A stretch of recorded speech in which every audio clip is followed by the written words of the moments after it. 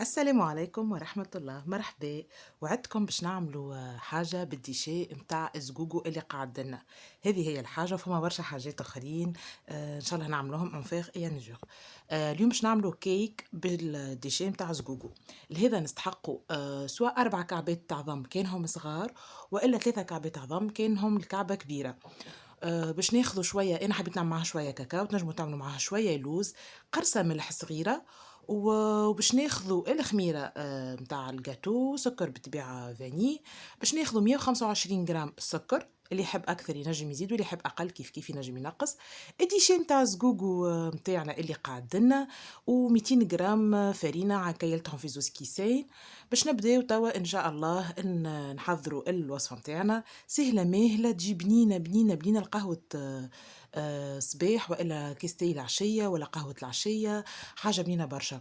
باش نركضوا العظم متاعنا مع السكر بالكدا ليني بياض، نحطوا مع شويه الملح وشويه سكر فانيليني بياض بالطبيعه. اللي ومن بعد نكملوا باقي المكونات. سهله جاتو عادي، جوست باش نزيدوا الديشي متاع الزقوقو. تنجموا تعملوا بيه راهو سابلي، تنجموا تعملوا بيه برشا حاجات. هاني قلت لكم تو كل مره نحاول نهبط لكم وصفه بالديشي متاع زقوقو اللي قعد لكم. كيما قلت للناس اللي يتبعوني ديما في اخر لا فيديو، نلقاو حاجه استيوز باش من انتي غاسبياج، باش ما نلوحوش برشا حاجات. بخيتو كيلو زقوقو ب50 دينار، دونك الديشي نتاعو يعني كي يبدا نظيف ومريقل وكل، وانت تعرف شنو نقيت وشنو نظفت وكل، دونك يغيظ باش تلوحوا. نستعملوه في برشا حاجات اخرين. كيما وعدتكم ان شاء الله كل مره نعمل لكم حاجه وتكون اكيد ناجحه، خاطر انا نجرب الوصفه وحدي ومن بعد ان نهبطها لكم والا نكون نعرفها.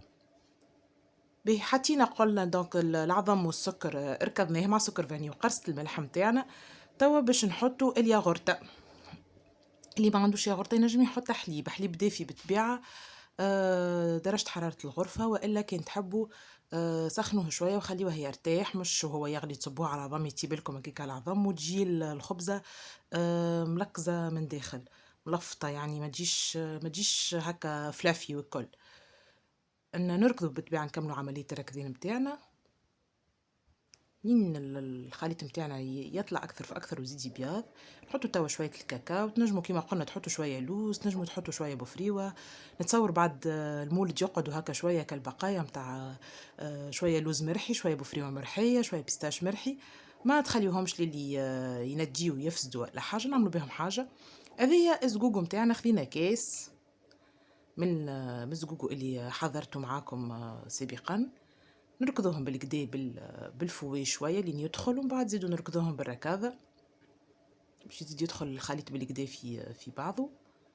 تنجموا في المرحله هذه تحطوا الزيت. انا امون افي با مال دو فوا نجرب الزيت نحطوا اخر مرحله.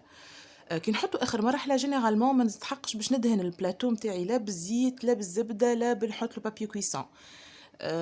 معناها نخليه ديما، كان باش نذوب زبدة والا باش نعمل شوية زيت نباتي نحطه في الاخر، ونهكا نحاول ندخله في الخليط، اما يقعد يعني يعطيك اللمعة للخليط ويجي هشوش على الاخر وبنين معناها. هذه كمية الفرينة الأولى متاعنا، نغربلوها شوية نصفيوها. نقولوا تهوية الفرينة، كي تهوي الفرينة هكاك تزيد الكيك تجي أكثر خفة وواحد. توا الكمية الثانية باش نحطوا معاها الخميرة ونهبطوها يعني نكملوا نصفيوها كيما شفتوا. كيكة عالمية بصراحة، بنينة برشا، بيها مطعم الزقوق للناس اللي يعني يحبوا مطعم الزقوق والكل.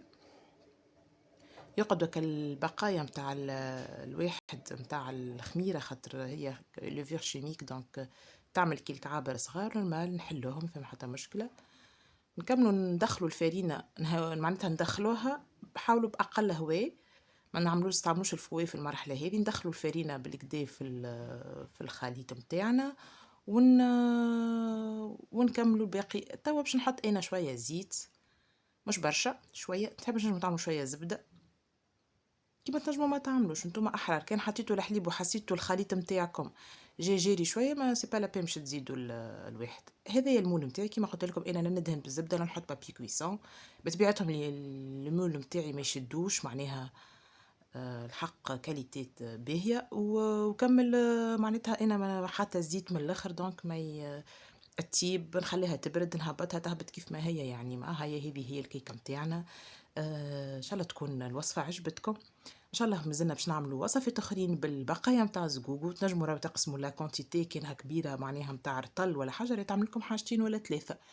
نجموا كيما قلنا المرة الجاية نعملوا بيه السبلي وإن شاء الله نعملوا برشا حاجات أخرين. استنوني في فيديوهات أخرين. مرحبا بكم في قناتي، نستنى دعمكم. نحبكم برشا. بسلامة.